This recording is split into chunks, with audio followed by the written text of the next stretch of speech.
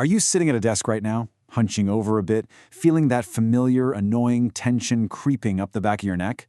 Well, you are definitely in the right place. Welcome to our explainer on the Desk Worker's Manual for Neck Pain Relief. My goal today? To hand you a highly practical, super easy-to-use toolkit to combat that everyday stiffness. Think of this as a one-on-one session with an expert physical therapist who also just happens to be a good friend. So, let's dive right in and acknowledge the universal desk worker's dilemma. Why does your neck constantly ache? It's literally the question millions of us ask ourselves every single day, right around 3 p.m. And hey, I want to validate that physical pain you're feeling right now. It's real, it's frustrating, and it completely drains your focus. You aren't imagining it, and more importantly, you don't have to just live with it. All right, here's our roadmap for today. We'll quickly cover the desk worker's dilemma, jump into 5 simple relief exercises, go over some crucial safety guidelines, and finish up with why consistency is key. Starting with Section 1, the desk worker's dilemma, because before we fix the problem, we kind of need to diagnose what's actually going wrong. Look, our modern tech habits usually boil down to 3 main culprits. We've got poor daily posture, long hours of unbroken sitting, and, you guessed it, excessive phone or computer use. We all do it. We get locked into what I like to call the shrimp posture, curled over our keyboards or furiously scrolling. Now, the human head weighs about 10 to 12 pounds, but when you tilt it forward to look at a screen, that strain on your neck muscles multiplies exponentially. Add in hours of sitting, and you basically lock that stiffness right into place. Okay, moving on to Section 2, 5 simple relief exercises. For the next few minutes, I want you to consider me your personal physical therapist. We are going to go over some very gentle movements that you can do literally right in your chair.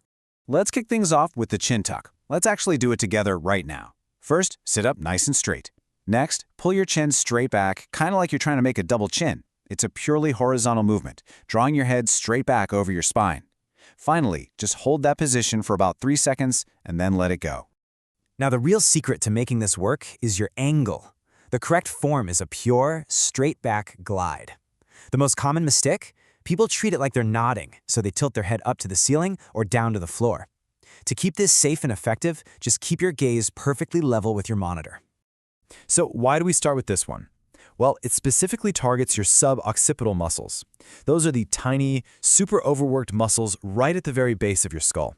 By pulling that chin back, you are effectively stretching them out, helping to just melt away that deep, nagging tension that builds up from staring at screens all day long.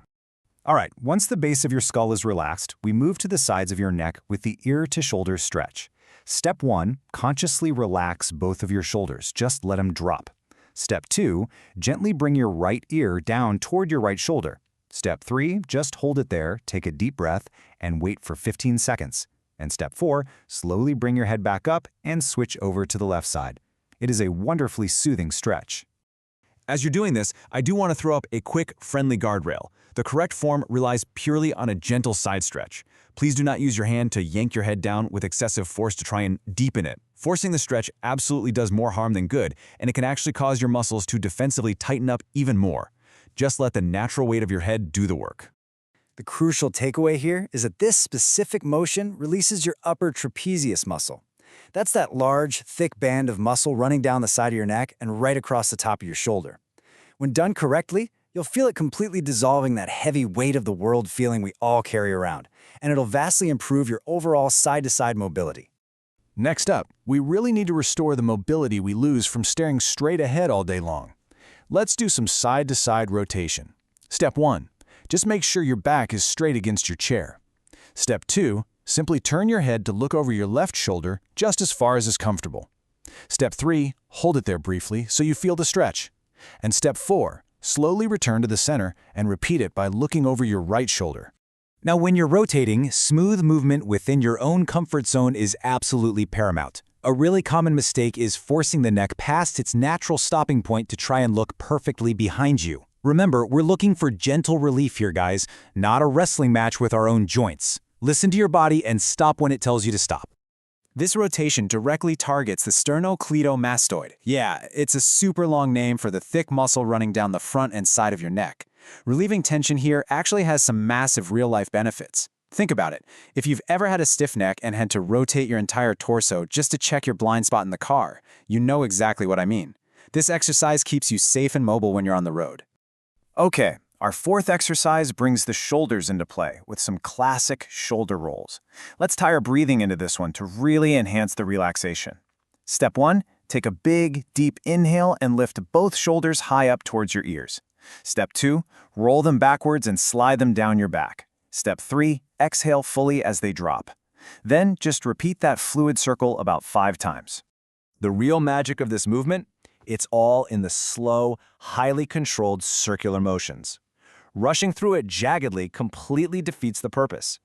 Honestly, if you just shrug up and down as fast as possible, it's doing absolutely nothing for you. Smooth, deliberate control is exactly what signals your nervous system that it's finally safe to let go of that tension. This rolling motion perfectly targets the levator scapulae muscle, which connects your neck directly to your shoulder blades.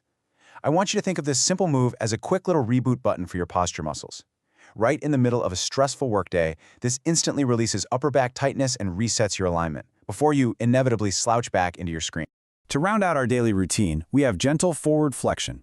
Step 1, sit up nice and tall. Step 2, simply drop your chin straight down towards your chest. Step 3, just let the natural weight of your head and gravity provide a really gentle stretch down the back of your neck. And Step 4, hold this relaxing position for about 15 seconds. Again, let gravity do all the heavy lifting for you.